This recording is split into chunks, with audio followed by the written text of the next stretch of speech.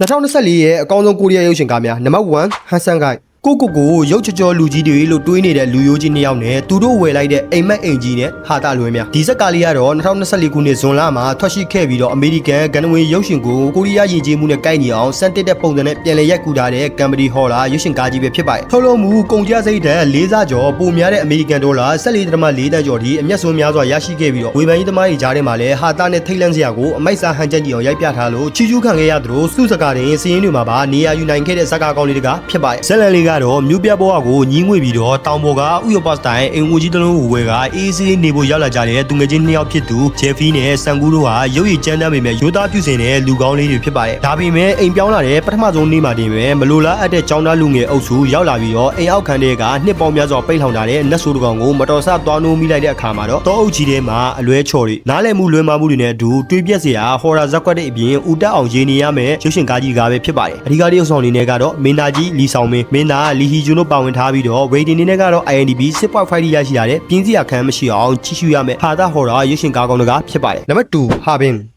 1909ခုနှစ်ရဲ့အေးဆက်လာတဲ့ဟာဘင်းမျိုးတိုင်းပြည်ရဲ့လွတ်လပ်ရေးအတွက်အသက်ကိုပုံအောပြီးတော့တမိုင်းဝင်လှုပ်ကြံမှုကြီးတစ်ခုကိုစွန့်စားဆင်နွှဲခဲ့တဲ့တပုံတို့ရဲ့သွေးပွက်ဆူတဲ့စွန့်စားခဲ့ဒီဇက်ကားကြီးကတော့2024ခုနှစ်ဒီဇင်ဘာလကုန်ပိုင်းမှာယုံတင်ပြသခဲ့ပြီးတော့ကိုရီးယားမှာရက်ပေါင်း28ရက်ကြာထိတ်ဆုံးကရက်တီကဝင်ငွေအမေရိကန်ဒေါ်လာ33.5 သန်းကျော်ဒီစံချိန်တင်သိမ်းပိုက်နိုင်ခဲ့တဲ့တမိုင်းနောက်ခံအရှင်တော်မှာရုပ်ရှင်ကားကြီးပဲဖြစ်ပါတယ်2025ခုနှစ်ရဲ့နာမည်ကြီး Base and Art Award မှာလည်းအကောင်းဆုံးရုပ်ရှင်ဆုကိုပါဆုတ်ကူးနိုင်ခဲ့တယ်လို့မင်းသားကြီးဟွန်မင်းကလည်းအကောင်းဆုံးမင်းသားစုရရှိစေခဲ့တဲ့အထီကိုတကဘာလုံးကိုဟိုးလေးတကြော်အောင်မြင်ခဲ့တဲ့ရုပ်ရှင်ကားကြီးပဲဖြစ်ပါတယ်ဇက်လန်လေးကတော့1909ခုနှစ်ဂျပန်ကိုလိုနီလက်အောက်ကျရောက်နေတဲ့အချိန်ကာလမှာအမိမြေလွတ်လပ်ရေးအတွက်အသက်ဆုံးဖို့အသင့်ရှိနေတဲ့ကိုရီးယားမျိုးချစ်တပုံအဖွဲ့တစ်ဖွဲ့ရှိပါတယ်သူတို့ရဲ့ရည်မှန်းချက်ကတော့ဂျပန်ရဲ့ပထမဆုံးဝန်ကြီးချုပ်ကိုလှုပ်ကြံတက်ဖြတ်ဖို့ပါပဲဒီလှုပ်ရှားမှုကိုအာမန်ပြေးနဲ့ဦးဆောင်မဲ့သူကတော့တပုံခေါင်းဆောင်ကြီးအန်ကြောင်ဦးပဲဖြစ်ပါတယ်ရုရှားတို့ထိန်းချုပ်ရာတရုတ်နိုင်ငံဟာဝင်းမြို့ရဲ့အေးခဲလာတဲ့ယာတီဥရုကြားမှာစတစ်စာစမ်းသပ်မှုလိုက်လံဖန်ဆီးမှုတွေနဲ့အတူရင်ထိတ်ထိတ်နဲ့ကြည့်ရှုရမယ်ဇက်ကားကောင်းကြီးပဲဖြစ်ပါတယ်အဓိကတရုတ်ဆောင်တွေကတော့မင်းသားကြီး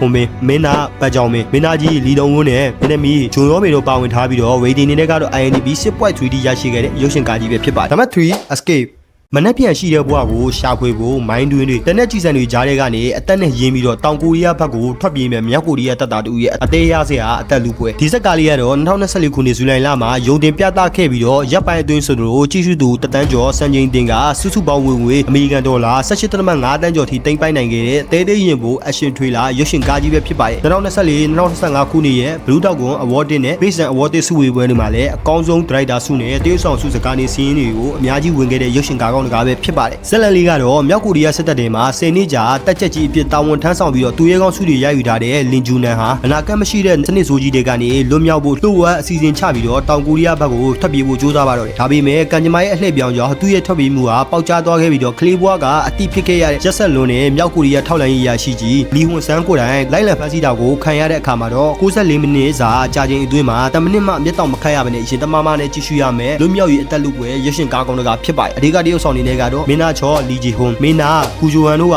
ပြိုင်ပါဝင်ထားကြပြီးတော့ rating အနေနဲ့ကတော့ INDB 6.4 ရရှိခဲ့တဲ့ရုပ်ရှင်ကားကောင်းတကားဖြစ်ပါတယ်နံပါတ်4 The Executionerဥပဒေကအပြစ်မပေးနိုင်တဲ့ရာဇဝတ်ကောင်တွေကိုခံရသူတွေရဲ့နာကျင်မှုအတိုင်းသွေးနဲ့စီရင်ချက်ချနေတဲ့စိတ်တစားလူသက်သမားနဲ့ရဲအရာရှိတို့ရဲ့အားပြိုင်မှုဒီဇက်ကားလေးကတော့2015ခုနှစ်ကပြည်သက်ရန်ကြိုက်ပြီးတော့လူကြိုက်များပေါက်ခဲ့တဲ့ဂန္ဓဝင်ရုပ်ရှင်ဖြစ်တဲ့9နှစ်အကြာမှာထွက်ရှိလာတဲ့နောက်ဆက်တွဲရုပ်ရှင်ကားကြီးပဲဖြစ်ပါတယ်2024ခုနှစ်စက်တင်ဘာလမှာယုံတင်ပြသခဲ့ပြီးတော့ပထမ6ရက်အတွင်းမှာတင်ကိုကြည့်ရှုသူ4တန်းကျော်နဲ့စုစုပေါင်းဝင်ငွေအမေရိကန်ဒေါ်လာ53တန်းကျော်အထိရရှိခဲ့တဲ့စံချိန်တင်အရှင်ခရိုင်းရုပ်ရှင်ကားကြီးပဲဖြစ်ပါတယ်ဇက်လန်လေးကတော့တရခန်းဆိုရင်ဘယ်လောက်အာဏာရှိအယိုးကွဲအောင်ရိုက်တတ်တဲ့ဝိုင်းရဲအရာရှိကြီးစော်ထူချောနဲ့သူ့ရဲ့စုံစမ်းရေးဖွဲ့ဟာတနေ့မှာတော့နိုင်ငံတော်ဝန်ကိုတုံလုံးစီမဲ့စိတ်တစားလူတက်မှုကြီးတစ်ခုနဲ့ကြုံတွေ့ရပါတော့တယ်အဲ့ဒီလူတက်သမားကအရင်ကပြစ်မှုကျူးလွန်ပြီးတော့လွတ်မြောက်နေတဲ့ရာဇဝတ်ကောင်တွေကိုသူတို့လှုပ်ခဲ့သူတို့ပြန်ခံစားရအောင်အတိအကျပြန်လှုပ်ပြီးတော့တက်ဖြတ်နေတာပါပဲဒီကြားထဲစိတ်အားတက်လုံးတဲ့လူငယ်ရဲ့ရဲပတ်စံဦးကအဖွဲ့တွေရောက်လာတဲ့အခါမှာတော့ online ပေါ်ကရဲတွေကိုဗစက်ပိတ်အောင်စိန်ခေါ်နေတဲ့သူအေးလူတက်သမားကြီးနဲ့ဝိုင်းရဲကြီးဒိုချောတယောက်ရဲ့လှုပ်ရှားမှုလမ်းစားတွေမိုက်စာအရှင်ခန်းတွေနဲ့တရားမျှတမှုရဲ့အတိတ်ပဲတွေနဲ့အတူ